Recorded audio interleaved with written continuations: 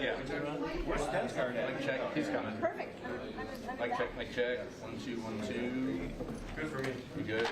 Excellent. Everyone. Yep. Great. Stand down.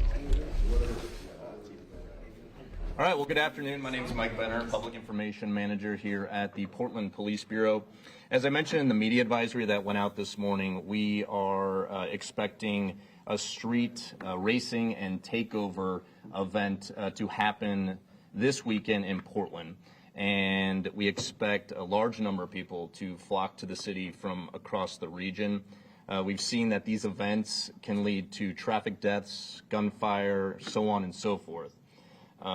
And because of that, the Portland Police Bureau, along with many of our partners, cannot and will not stand by idly as out-of-towners and even people in our own community use our streets and our neighborhoods as a playground for criminal behavior. We have a number of speakers here this afternoon. Chief Bob Day is here, Lieutenant Chad Stensgaard from North Precinct. We also have the police chief from Gresham, Travis Goldberg, and the assistant chief, Erica Nilsson from Vancouver. We'll kick things off with Chief Day. Chief. Thanks, Mike. Appreciate it. Good afternoon, everyone. Thank you for being available, and a big thank you to our partner agencies, as you can see, standing here with us. I just am so appreciative of the regional effort that all of our public safety leaders are taking towards making sure that not just Portland, but really all of our communities are safe for all of us that love to live and work and play here. As Mike mentioned, we anticipate this to be a significant event this weekend here in Portland. Obviously, it involves vehicles, so it could go to other jurisdictions, but we're committed 100% to making sure that all of us can experience the city in a safe, equitable way. One of my primary goals as chief is reducing crime and the fear of crime. And as Mike already outlined, and I'm sure Lieutenant Stensgaard can touch on, there is a degree of violence that has been associated with these events in addition to just really poor driving behavior. So we want to be able to interdict that and obviously mitigate violent behavior. But also, these events can be seen as chaotic, they can be frustrating, they can absolutely not only pose a risk to our community, but they can interrupt traffic patterns, prevent people from getting to appointments or meetings or, et cetera, other areas of emergency, even impacting emergency personnel and their ability to respond when these major thoroughfares are shut down. So we're going to be really intentional with our efforts, not just with the folks standing here and that you're going to hear from in a minute. We're also grateful for Superintendent Cotting, Oregon State Police, their partnership, and really the communication we're having up and down the I-5 corridor, both as people come from outside the region and as we address people who live here, obviously. So I'm going to turn it over to Lieutenant Stensgaard. I just want to once again thank everybody for their participation. Looking forward to be able to provide a safe evening and a safe weekend for all of us. Thanks, Chief. Good afternoon. I'm here to provide a little bit of background on what the event is. This event has been titled the West Coast Invitational. This event was held here last year. During that event, we had participants coming from Oregon, Washington, Idaho, California, basically all up and down the West Coast. We had as many as 1,000 people turn out for this particular event. These events are dangerous. These are young, inexperienced drivers that come with very high-powered cars. They bring guns to these events. This event is a social media-driven type event. The people that participate are doing it for social media likes. It's to increase their influencer status, to get sponsors on social media platforms, and to make money. To kind of give you an idea how last year went, associated with this event was a homicide, 2 shootings, a fatal car crash, and disruption to many emergency services, including fire and EMS. Things to think about if you are out and in that area. If you stumble across this event, go the other way. We are encouraging people who maybe have an interest in going to this event to not go. If you are the driver of a vehicle that is blocking a roadway to help facilitate this, you are subject to criminal penalties. If you are a person doing burnouts in an intersection, you are participating in an organized street racing event. It's a Class A misdemeanor. There are felony and misdemeanor crimes that are associated with that, and if you are captured, you will be held accountable for it. These types of events are growing across the country, and us as law enforcement are making every step, or doing everything we can to provide the community with safety and security. We have stood up our incident management team.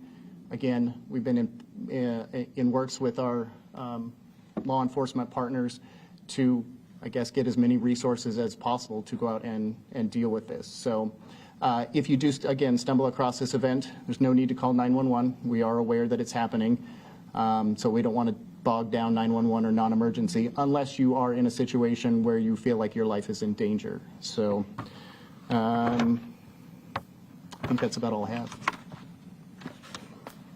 Chief Goldberg.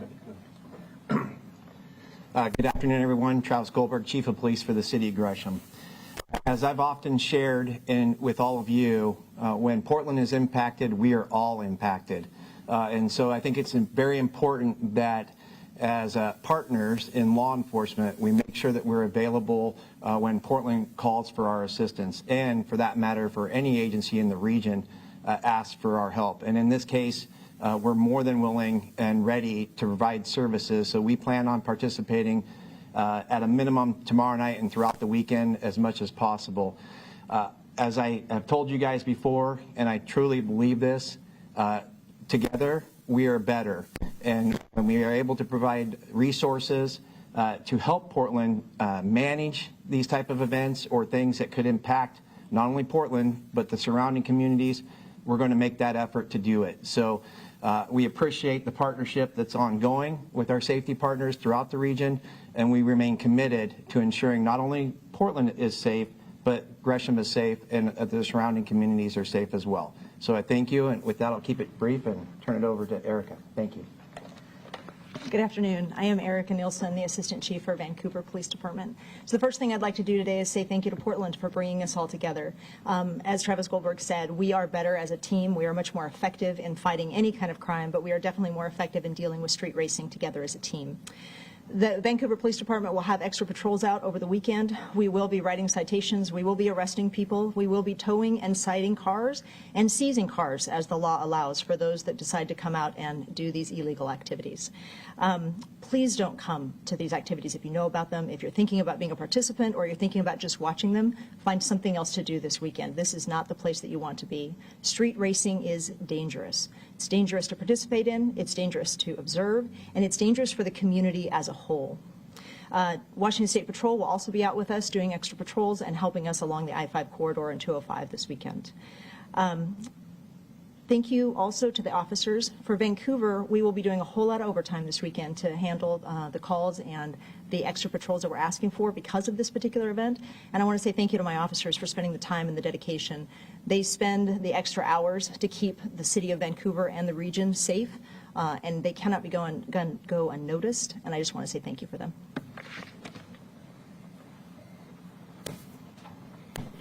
Yeah, not to be redundant, but thank you to all our partners, because obviously this event is happening here in Portland, but you have to get to Portland. And these cars and these folks are going to be rolling through Southern Oregon, rolling through Southwest Washington. So without our partners, this effort and this mission would not be possible. So thank you very much.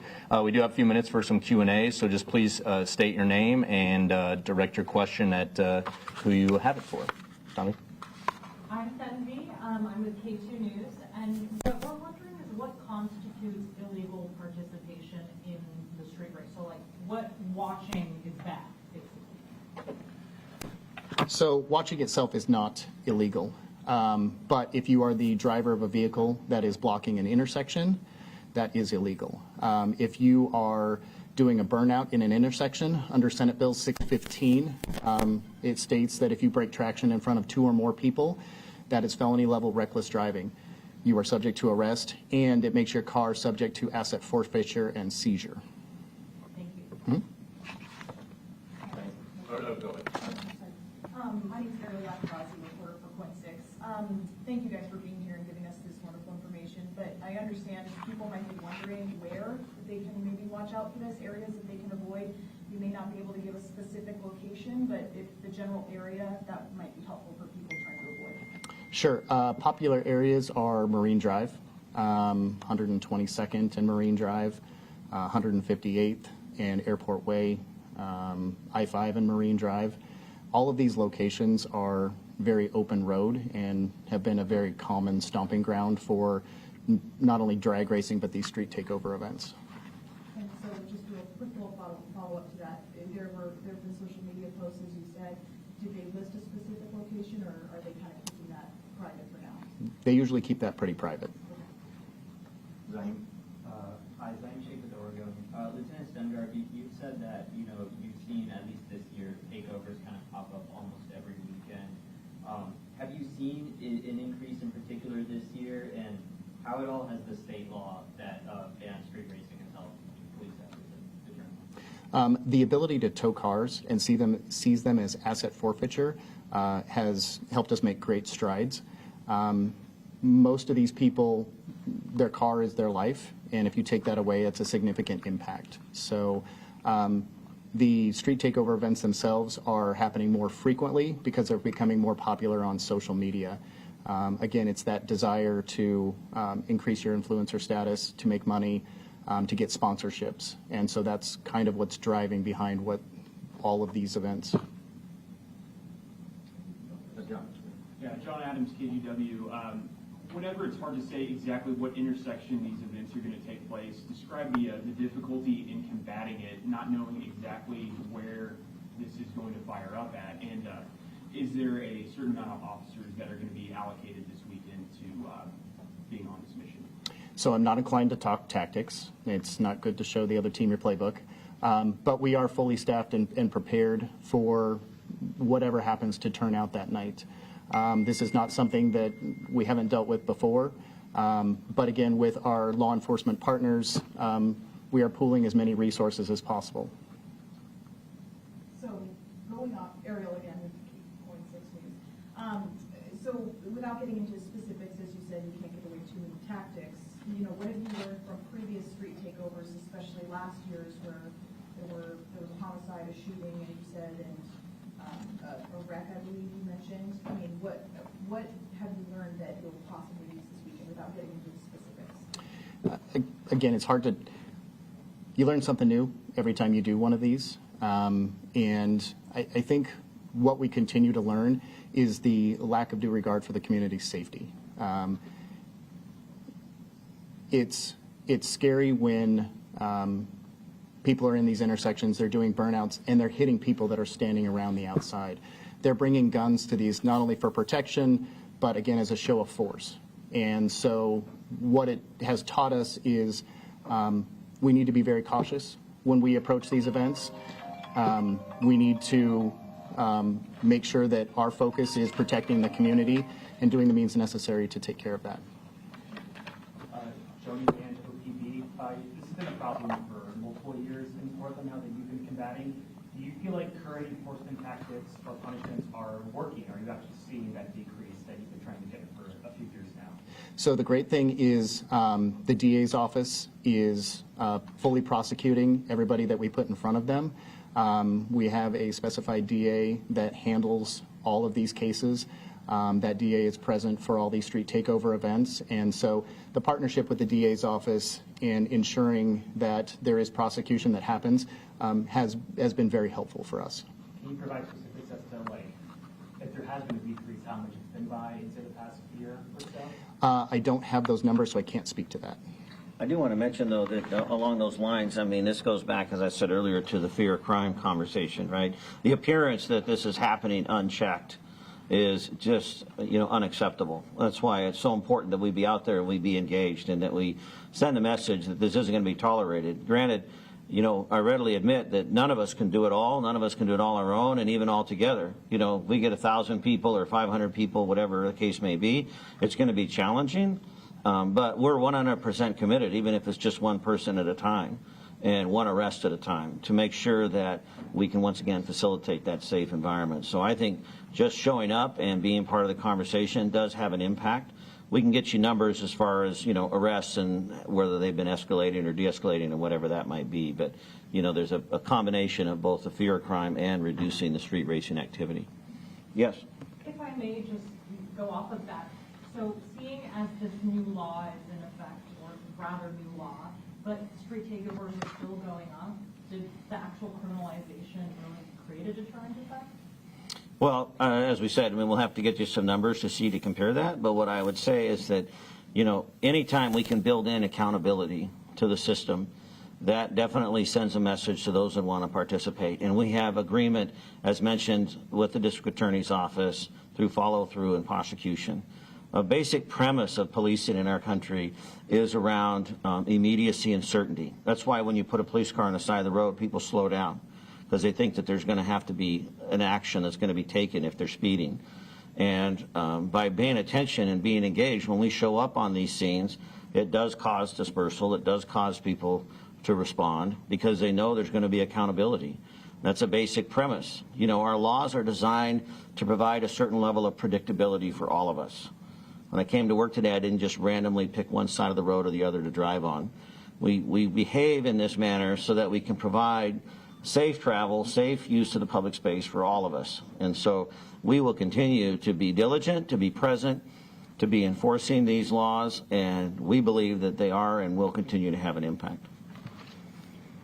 John, final question. Yeah, this is a kind of a unique situation, not something that officers encounter every single day. Have officers received any specialized training to deal with these street takeovers specifically?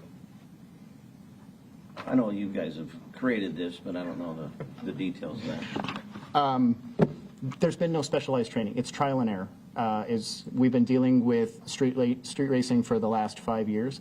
The last 2 years, we've seen a significant increase in the number. And again, it goes back to the more you participate, the more you do it, the better off you get. And again, can't talk tactics, but we're prepared. Certainly the mobility of these events make it challenging, right? I mean, they're not only moving around the region, but then they're also in real time happening, right? I mean, there's movement occurring, so it's hard to have a static plan or a static train or a static situation. I really want to praise the Portland Police Bureau and the men and women that have been really taking this on and been diligent to find a safe, effective way, a safe way for our officers, but also a safe way for our community to be able to, at the same time, enforce these laws. So it is a continued work in progress. Other agencies are looking to us and learning from us, and we're, of course, sharing that information because, as stated earlier, I think by Chief Goldberg and Assistant Chief Nilsson, that, this is not just something that's happening here. It can happen anywhere. So thank you very much. All right, thank you, Chiefs, and thank you, Lieutenant, for speaking today. And thank you to all of you, because we cannot share this message with the community or the participants without your help, so thank you. We appreciate you being here. And don't run off. In the back of the room, Sergeant Allen will be providing some sound on another story that we're sending a news release out on shortly. And lastly, Sergeant Allen is working through the weekend, and he'll be part of our incident management team and providing updates at night on the efforts this weekend. So again, thank you for coming. Appreciate it. Thank you, everyone. Appreciate it.